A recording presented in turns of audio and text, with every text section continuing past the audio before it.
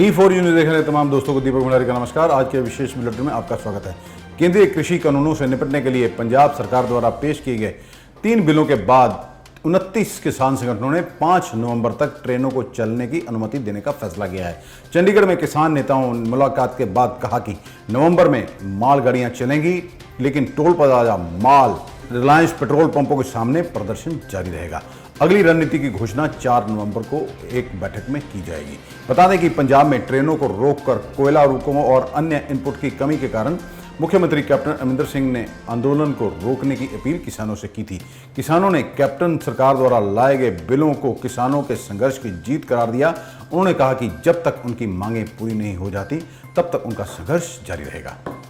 मुख्यमंत्री कैप्टन अमरिंदर सिंह ने केंद्र सरकार के कृषि कानूनों के खिलाफ राज्य विधानसभा से पारित कराए गए कृषि बिल को लेकर कहा है कि ये पंजाब के लिए नहीं, पूरे देश के लिए कानून बनाया है। अगर राष्ट्रपति चाहें तो पंजाब में राष्ट्रपति शासन लगा सकते हैं, भले ही उनकी सरकार डिसमिस कर दी जाए, लेकिन यह कानून बनकर रहेगा। ये पंजाब की नहीं, पूरे देश के लोगों की आवाज़ है।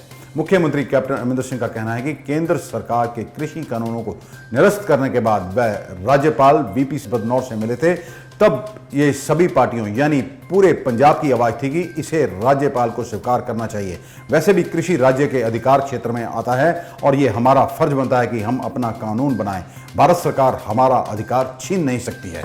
मुख्यमंत्री कैप्टन अमरिंदर सिंह ने यह भी कहा कि आम आदमी पार्टी जो हो हल्ला मचा रही है, उसे भी दिल्ली विधानसभा में यह प्रस्ताव लाना चाहिए। मुख्यमंत्री अरविंद केजरीवाल को भी ऐसा प्रस्ताव पास करना चाहिए। उनके पास भी कृषि है, लेकिन जहां तक राज्यपाल महोदय का सवाल है तो पूरे पंजाब की आवाज़ उन तक पहुंच गई है।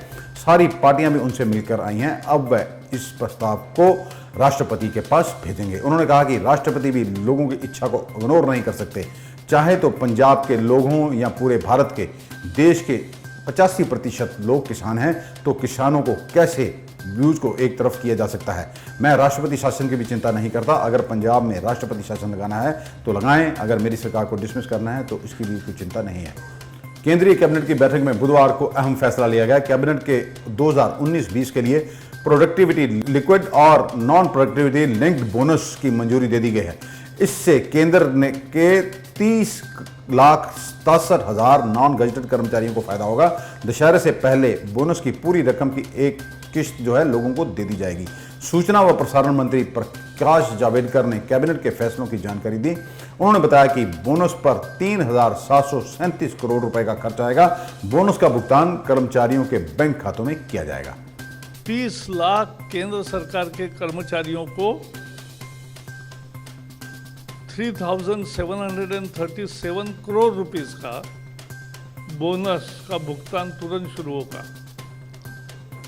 बोनस मिलेगा 30 लाख कर्मचारियों को जो नॉन गैजेटेड है, 17 लाख कर्मचारियों को 2,791 2,791 करोड़ इतना बोनस मिलेगा। 13 लाख कर्मचारियों को नॉन प्रोडक्टिविटी लिंक बोनस मिलेगा और उन्हें भी 906 करोड़ रुपए 906 करोड़ रुपए बोनस के उपलक्ष्य में मिलेंगे। श्रोमणी अकाली दल के सीनियर नेता व पूर्व कैबिनेट मिनिस्टर बिक्रम सिंह मजीठिया ने विधानसभा में प्रदर्शन किया और कहा कि कैप्टन का साधु चोर है। मुख्यमंत्री कैप्टन अमरिंदर सिंह की कैबिनेट में मंत्री साधु सिंह धर्म स्रोत के खिलाफ नारेबाजी कर रहे थे। मजीठिया ने कहा कि पहले साधु सिंह बैकवर्ड क्लास के विद्यार्थियों के 64 करोड़ रुपए हड़प गए और अब वह और भी कई घोटाले कर रहे हैं। विद्यार्थियों के साडियां दे भरावां दे ते बैकवर्ड क्लास विद्यार्थियों के हक मारन वाला कदे क्लीन चिट कैप्टन साहब आपदे चीफ सैकटरी दे थ्रू 100 वारी दे देण, मगर बलविंदर सिंह धालीवाल जिहड़े उस मौके दे डायरैक्टर सन ते साधु सिंह धर्मसोत जिन्हां ने ठगी मारी है, ਉਹ ਇਹ 64 ਕਰੋੜ ਦੀ ਠੱਗੀ ਤੋਂ ਕਦੇ ਉਹਨਾਂ ਨੂੰ ਕਲੀਨ ਚਿਟ ਨਹੀਂ ਮਿਲ ਸਕਦੀ। ਦੂਜੀ ਗੱਲ, ਨਾਲ ਹੀ ਇਸ ਵਜ਼ੀਰ ਨੇ ਹੁਣ 60 ਕਰੋੜ ਦਾ ਚੂਨਾ ਰੋਪੜ 'ਚ ਜਿਹੜੀ ਜ਼ਮੀਨ ਦੀ ਕੀਮਤ 90,000 ਹੈ ਸਰਕਲ ਰੇਟ, ਉਹਨੂੰ 9,90,000 'ਚ ਖਰੀਦ ਕੇ ਦੂਜੀ ਠੱਗੀ ਮਾਰੀ ਹੈ। कैप्टन साहब जिन्नियां मर्जियां क्लीन चिट दे देन, मगर जिन्हें ने आप दी मतलब करवा के ऑडिटिंग हुई और ऑडिट च ਪਹਿਲਾਂ ਕਹਿੰਦੇ ਜੀ 500 ਕਰੋੜ ਦਾ ਕਪੜਾ ਮਦਦ ਕਰਨੀ ਸੀ, ਘਟਾਤਾ 300 ਕਰੋੜ 200 ਕਰੋੜ ਤੇ ਲਿਆਏ। 200 ਕਰੋੜ ਨੂੰ ਵੀ ਮੁੜ ਕੇ ਉਹਨਾਂ ਕਾਲਜਾਂ ਨੂੰ ਫੇਰ ਪੈਸੇ ਦੇਤੇ। ਇਹ ਤੋਂ ਸਪਸ਼ਟ ਹੈ ਕਿ ਕਿਵੇਂ ਲੈਣ ਦੇਣ ਹੋਇਆ ਔਰ ਐਸੀ ਵਿਦਿਆਰਥੀਆਂ ਨੂੰ ਪੈਸੇ ਨਹੀਂ ਪਹੁੰਚੇ। आम आदमी पार्टी के नेता भगवंत सिंह मान ने कहा कि कैप्टन सरकार किसानों की फेवर में जो 3 बिल लाई है उन बिलों को हमें दिखाया तक नहीं गया। इन्हीं बिलों को लेकर हम 3 दिनों तक विधानसभा के बाहर बैठे रहे। भगवंत सिंह मान ने कहा कि कैप्टन सरकार भी केंद्र सरकार की तरह किसानों को बेवकूफ बनाने का काम कर रही है। दोस्तों, पंजाब सरकार ने विधान सभा ਦੇ ਵਿੱਚ 3 ਬਿੱਲ ਲਿਆਂਦੇ ਤੇ ਕਾਂਗਰਸ ਲੱਡੂ ਬਣ ਰਹੀ ਹੈ ਤੇ ਕੈਪਟਨ ਸਾਹਿਬ ਕਹਿ ਰਹੇ ਨੇ ਮੈਂ ਬਹੁਤ ਵੱਡਾ ਕੰਮ ਕਰਤਾ। ਪਰ ਜਿਵੇਂ ਮੋਦੀ ਸਰਕਾਰ ਕਰਦੀ ਹੈ ਨਾ ਕਿ ਜਦੋਂ ਵੀ ਉਹਨਾਂ ਨੇ ਕੋਈ ਕੰਟਰੋਵਰਸ਼ੀਅਲ ਬਿੱਲ ਪਾਸ ਕਰਨਾ ਹੋਵੇ ਤਾਂ ਵਿਰੋਧੀ ਪਾਰਟੀਆਂ ਨੂੰ ਬਿੱਲ ਨਹੀਂ ਦਿੰਦੇ ਪੜਨ ਵਾਸਤੇ। ਜਦ ਅੱਧਾ ਘੰਟਾ 15 ਮਿੰਟ ਪਹਿਲਾਂ ਦਿੰਦੇ ਤਾਂ ਕਿ ਉਹਦੇ ਤੇ ਕੋਈ ਡਿਬੇਟ ਵਧੀਆ ਨਾ ਹੋ ਸਕੇ, ਬਸ ਪਾਸ ਕਰ ਲਓ। ਬਿਲਕੁਲ ਉਸੇ ਤਰ੍ਹਾਂ ਹੋਇਆ।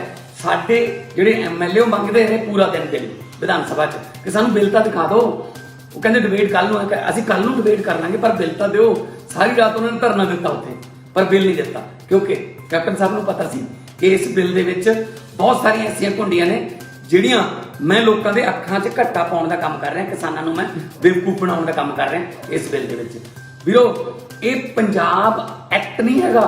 ਇਹ ਜਿਹੜੇ ਕੈਪਟਨ ਸਾਹਿਬ ਨੇ 3 ਬਿੱਲ ਪਾਸ ਕੀਤੇ ਨੇ ਉਹ ਮੋਦੀ ਸਾਹਿਬ ਦੇ ਤਿੰਨੇ ਬਿੱਲਾਂ ਦਾ ਸੇਮ ਨਾਮ ਰੱਖ ਕੇ ब्रैकेट ਦੇ ਵਿੱਚ पंजाब अमेंडमेंट लिखता।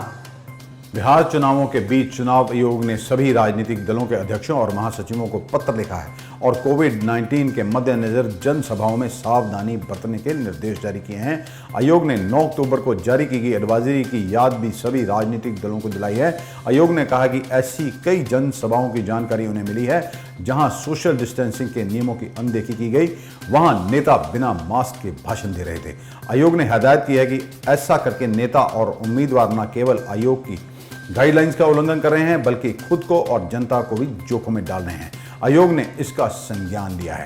आयोग ने ऐसे सभी नेताओं की पहचान कर राज्य के चुनाव विभाग के सीईओ और संबंधित जिलों के डीएम को इस बारे में कार्रवाई करने के निर्देश जारी किए हैं। इसके लिए आयोग ने अलग से निर्देश भी जारी कर दिए हैं।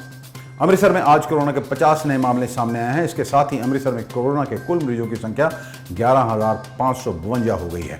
आज कोरोना ने एक व्यक्ति की जान ले ली है। अभी तक कोरोना से मरने वालों की संख्या 434 जा पहुंची है। 10,830 लोगों ने कोरोना को हरा दिया है और वह स्वस्थ होकर घरों को जा चुके हैं। अब जिले में केवल 287 केस ही कोरोना के एक्टिव हैं। अब एक नजर सराफा बाजार पर। आज गोल्ड लाइव की कीमत 51,050 रुपए प्रति तोला रही। आरजी गोल्ड की कीमत 52,500 रुपए प्रति 10 ग्राम रही और गोल्ड प्लेट की कीमत जीएसटी बिल के समेत 52,850 रुपए प्रति 10 ग्राम रही। चांदी की कीमत 63,500 रुपए प्रति किलो। आरएस चांदी की कीमत 64,500 रुपए और जीएसटी के साथ चांदी की कीमत 65,500 रुपए प्रति किलोग्राम रही। आज के लिए बस इतना ही। कल आपके समक्ष फिर हाजिर होंगे। तब तक के लिए नमस्कार।